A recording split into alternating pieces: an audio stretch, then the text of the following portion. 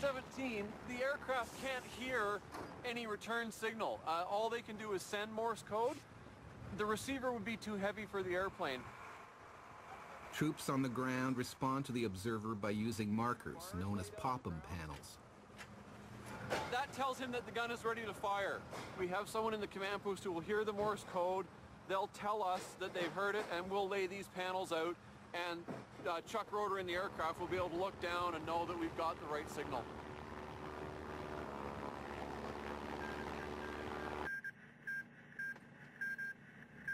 Fire out! A one, a ready. Number one, fire! Fire! Because they have no voice capability, air-to-ground missions are highly imperfect. To complete his mission, the observer beeps down new coordinates to help the units adjust their aim. The aircraft then does a correction. He figures out where the round hit in relation to the target that he wants, and he tells the command post where to move that round on the next shot. Before they had wireless, the aircraft would fly over the gun line and write the correction on paper and drop it. Compared to what they were doing in 1915, this is fairly advanced. Elevation, 129.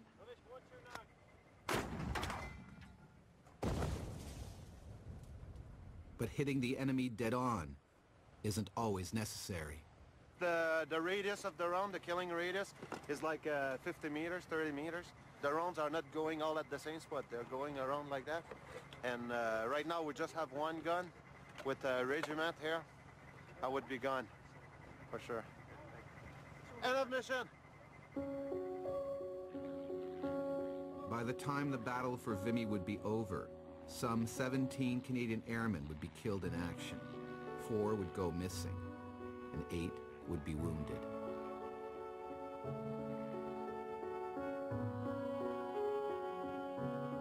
On the ground, Percy James turns his thoughts to home. Dear Mother, I think you had asked me if there was any heather in the fields over here. I said I could not find any, but the other day I was walking along a narrow path, and a Scottish man told me that there was some heather. And if it hadn't been for him, I would not have known it. So a 90-year-old piece of heather from the battlefields of France and Flanders. It is amazing to see something like this. This is really something that Percy actually picked, and took the time to send home to his mom. It makes it seem very immediate. It's sort of like having them here.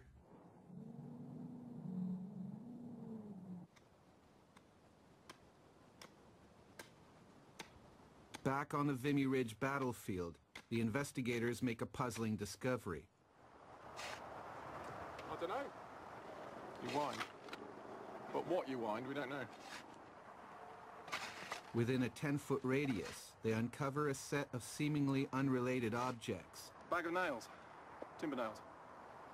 Shoes for putting in shoring and all that kind of things. It's what looks to be a very small wheel, metal spokes coming down to a central axle here.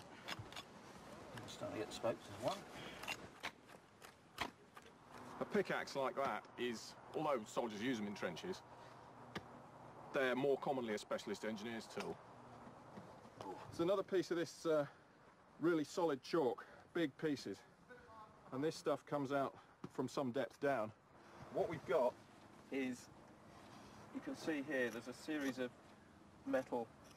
pieces of metal, which look basically like a spring inside it. It's this stuff. And that is actually rubber tube. So what we've got is we've got a reinforced rubber hose. And what that is it's an air supply hose for a tunnel system. I think I'm convinced it's a tunnel now.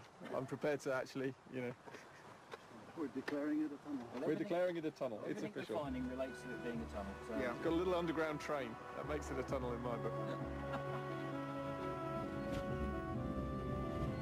They uncover evidence of a dark and treacherous underground world, unseen in almost 100 years.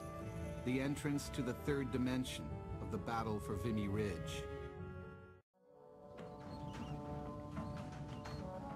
After a set of rails is unearthed at the dig, a team led by Colonel Philip Robinson gets ready to explore a tunnel on the site.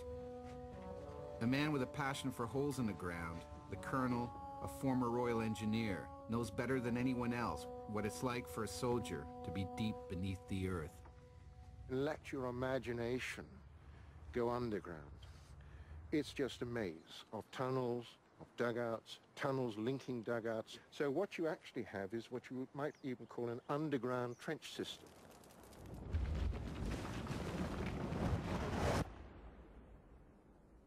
Yes, now, if you'd all turn your lights out, you will find yourselves plunged into an absolute total darkness. There's not a trace of light here. In this kind of total darkness, your imagination really begins to play tricks. That's when you can hear. In fact, let's stop for a moment, and I'll stop speaking, and you'll probably, give it a few seconds, you'll probably hear a heartbeat.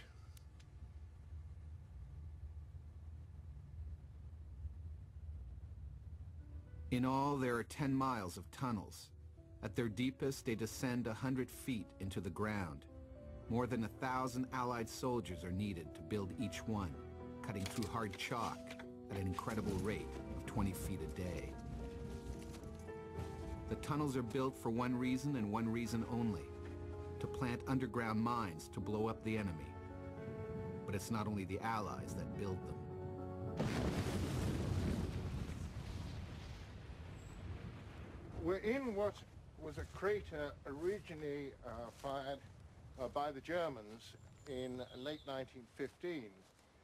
The tunnel that the Germans would have driven originally to lay the mine charge for this would be somewhere over there further to the east. But if you had good trenches and good dugouts, you had a certain degree of safety and security. But once you came under mining attack, you're in a position where you don't know when you're going to be blown up from below.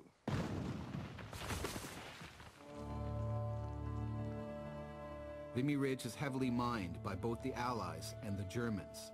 Over an 18-month period, more than 150 mines are fired. Tens of thousands of Allied soldiers are destroyed by enemy explosions.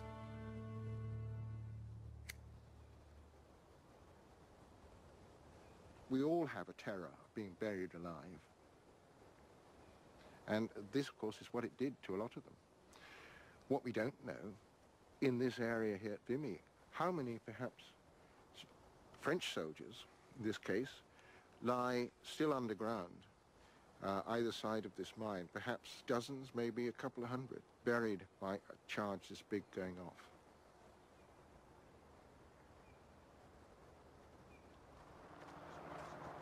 Back at the dig, investigators uncover sobering evidence of those lost to underground mining. Two bones side by side. That's the major heel bone in there. That's the ankle bones up there. These are toes heading off in that direction. We've got the very base of the ankle bone here, but that doesn't appear to lead anywhere, so we think we've only got it from there down. And also the front portion, the whole toe cap section, and the tips of the toes are missing. All we did was literally take off the topside, and as you can see, it's very, very shallow. And as we were cleaning that back, we came across what looks like a human femur. It's broken here, and it's quite badly shattered there, because obviously if this had been a soldier lying down on his back, the other leg would have been here, the pelvis here, his legs going off in this direction.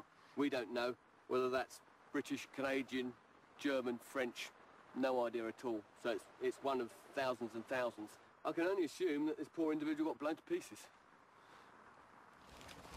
We've opened two small areas, you know, each 4 meters by 2, and in 2 out of 3 now we've found pieces of people, and that gives you an idea that if you were to excavate this whole area, that wouldn't be atypical. And what that means in 1917 is that this whole field and all the area through the park there and there is full of bits of people.